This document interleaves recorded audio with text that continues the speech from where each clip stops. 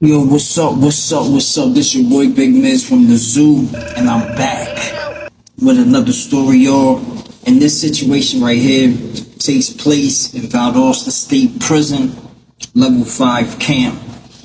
And if I don't display this enough or tell people, I'm gonna tell you now. The Chain Gang has some very talented people behind those walls. You can meet all different kind of individuals with all these different kind of talents, bro. And this story right here, I'm gonna speak about this one dude, man. And some people might see it and be like, Action Johnson. What? Ain't it Action Jackson? Nah, it was Johnson.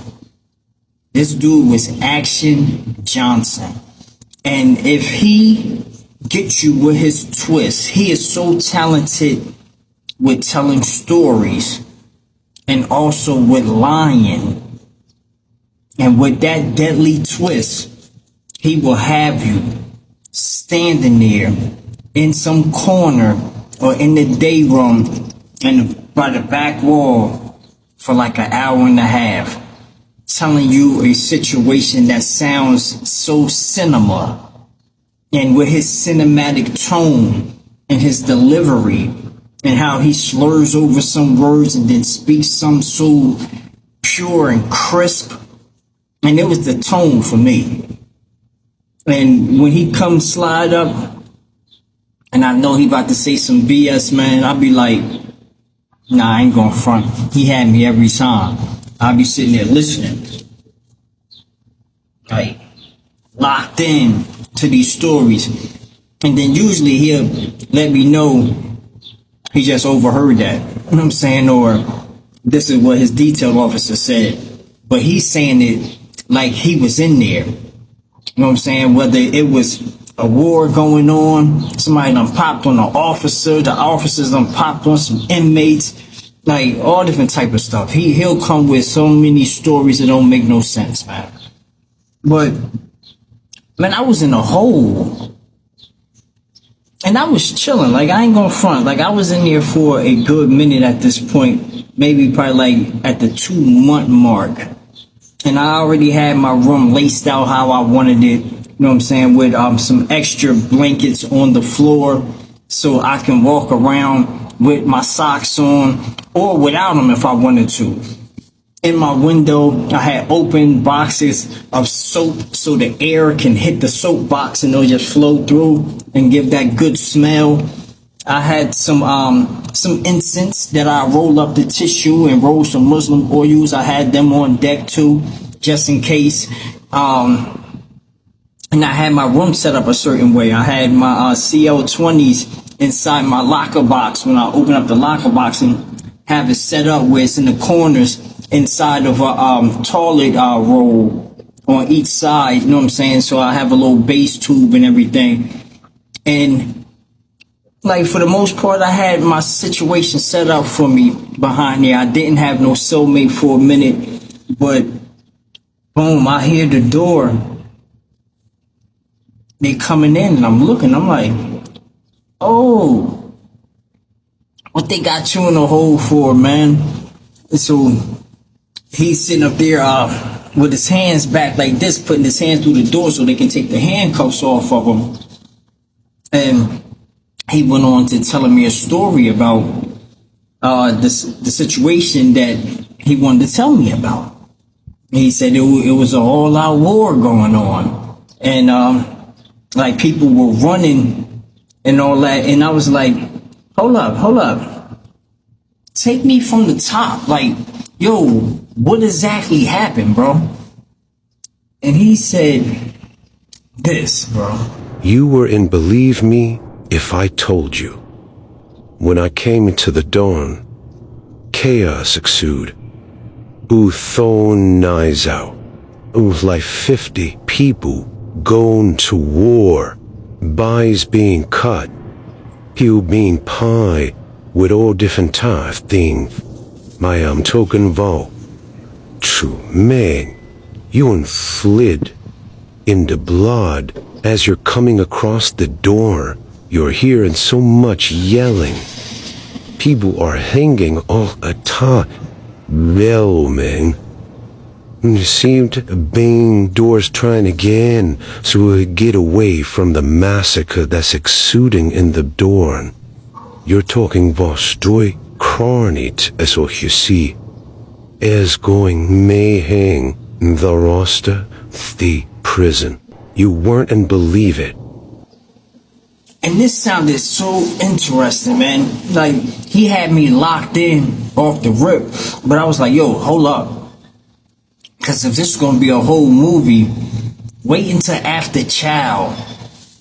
And we eat these little trays or whatever. Because I hear them coming around, giving out the trays. I'm like, yo, as soon as they done, yo, bro, start this whole situation over. Let me know.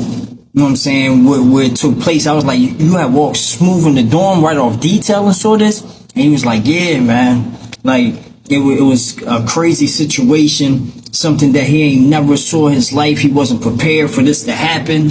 Like, he thought it was a good day, and then it turned into, like, straight chaos, all-out war. It was mind-blowing and all this. And I was like, oh, yeah, I might have to pull out some chips and some soda and just grub on that while he tells me this situation. Now, I was wondering why he didn't have like his property and stuff with him, because I was on the first side. I mean, I was on Penn investigation, so I was on the first side. Like, I wasn't in isolation, but I was still back there in the whole area. And I didn't ask, but I looked at him like, yo, he's in here for this war that he said that he was involved in, but he don't have his property. They probably went locked him up real smooth. You know what I'm saying? Because I can still hear people coming in from this situation that he's talking about. So I know that part right there, all the way valid. But it just seemed funny because he wouldn't stay away from the door. He stayed right there at the front door while he was telling his story. He didn't come past the first locker box or nothing. I mean, and so that came across a little bit weird. A little bit weird. But he's a weird dude. He's a very weird individual. Let me put y'all in the mind state of Action Johnson, man. He was an old head dude, you know what I'm saying? Probably like 55 years old. Thin in hair, like straight to the back, like slick to the back with little gray strands or whatever. And he looked at like probably like 3 different movie actors that play in some real crazy films. He looks like he can be a movie actor, like an older dude that'll be playing in The Shining or something like that. This is how he came across. But he was cool for the most part. It's just that he had a thing with words, you know what I mean? And majority of them were not truthful. He just liked to put it together just to have your time. And he liked to beat down. Like, he will beat you down with a good story that sounds just like a movie. Like, this was his talent. This is what he do. I mean, and he said that he wanted to be a voice actor for Disney, that he wanted to do some movies and try this. He wanted to do all of this, and he was very skillful to do so. Now, after we ate, he's still standing by the door with his tray. He's eating his food and everything, walking back and forth, eating his food. And I'm sitting on the bunk. I'm eating. Then I was done. I slid my tray to the door. Then he kicked it over. Then after he was done, he put his tray on top. We waited for the orderly to come around to pick him up. Man, I got up, went into my box, grabbed some chips, got a soda, and I was like, yo, Johnson, yo, Action, you gotta go in with this story, like, one more time, like, for real. What happened, bro? And he was like, you would never believe this. You won't believe it if I told you. Man, when I walked through the door, it It was an all-out war.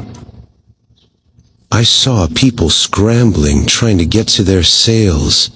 Muslims, the ghost faces, and Avilia's lie. Some people jumping over banisters, some people running from the hot water. A quarter. Whoa. The GEs in the blood. Mihi and mill, a big floor. Oh, go rot and bone crushers out. Some people getting splashed with hot water. They be oil. Noting people's faces are getting chopped with machete. The fingers were coming off some of the inmates are running, trying to get away. They're trying to get into cells because they're getting jumped by 5 different inmates at once, getting stabbed several times. He said he walked right into the midst of it all, and he's standing there looking and just surveying the area while it's full-on chaos, pandemonium inside the dorm. And he said some of them fought until they were all on the ground, stabbing each other, still on the ground, stabbing and stabbing. And he was like, it was so much blood, it was like a river of blood going down the bottom steps and all around the bottom floor and the bottom level. And he was like, he was slipping in blood trying to get up the steps himself, where he was dodging knives and belts with locks on it. And you can hear screaming and yelling inside the dorm. All you hear is different gang calls being called out, and people yelling from agonizing pain from getting deep stab wounds in their sides and backs, faces, and all this stuff. Man, he had me gone with this story. Like, I'm like, and you saw all of it. He was telling me, like, yeah, man. He was like, man, people were jumping off the top rails to not get cornered and stuff like that. And I was like, yeah, I saw people slide through the rails and stuff like that. And he was like, yeah, but when they come down, they're just getting met with bleach right to their eyes, and then people stabbing and swinging machetes and bone crushers. And I was like, yo, that's crazy, but like, how were you involved? And he was like, You wouldn't believe me if I told you. Like, I just overview the situation's going on, and the sun's so deep and crazy. I saw, man, I got still for a detail, man. I ain't was going like, to what? do Yo, right now. hold on, what? And I hear the door opening, bro. And the officer, his detail officer, is with another officer, and he's saying, come on, Johnson, come on, man. Like, that's enough, man. I hope you learned your lesson. You sit up there breaking my tools and stuff, and then you're going to sit up there and get a smart mouth. You better be glad I'm not locking your ass up. Come on out, man, because we got work to do. We got to get to this yard. And this man turned around and looked at me. He was like, look, you stay down, bro. You stay down and watch out. Don't never fall into a situation like I did, man. I get with you. I was like, yo, that nigga just got me. He told me a whole fucking lie. And just to kick it for like an hour and a half, 2 hours. He just wanted to beat me down. And I ain't gonna front. I respected it. I mean, because I ain't check it. So I respected it. And I just laughed. And then I was like, yo, I ain't letting nobody else in my cell, man.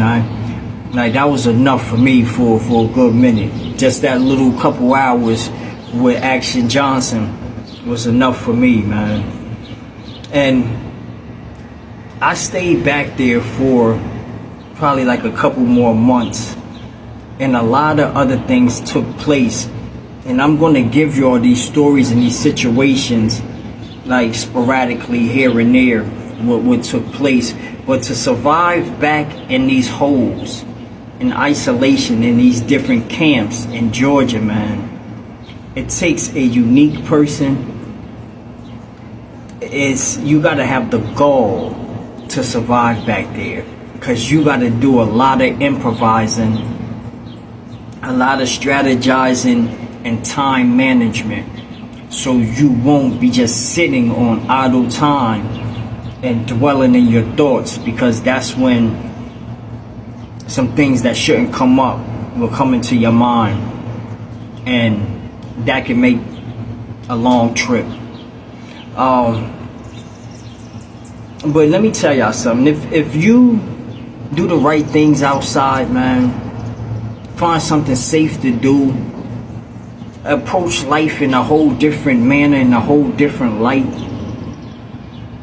don't fall victim to all these bad influences and go following the crowd and trying to be in the in crowd.